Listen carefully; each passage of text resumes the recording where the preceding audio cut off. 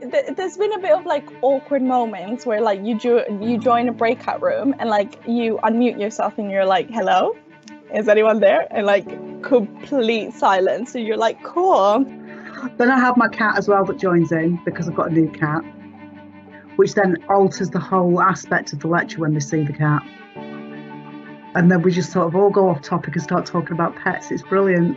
I think we've all had those moments where you're just like speaking and like saying things that are interesting, and then you realize after 10 minutes that you've been muted the whole time and you haven't even been part of the discussion, and you've just been like talking to yourself. That's happened to me so many times because I tend to not pay enough attention to like what I'm doing. I've had a couple of cases where we'll be in a call with an international student and they'll be somewhere random outside during a call, and you're like, oh, okay, you're not in your house. And it's a bit like, that's so weird because obviously it'll be like 2 p.m. over here, but it's like 10 p.m. over there, and they're in a taxi getting somewhere.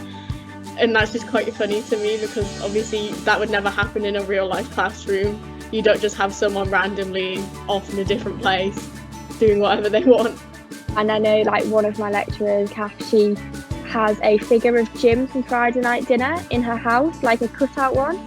So she had him quite often in the seminars in the back, and she would often dress him up for Christmas, and like each week he'd have a different outfit.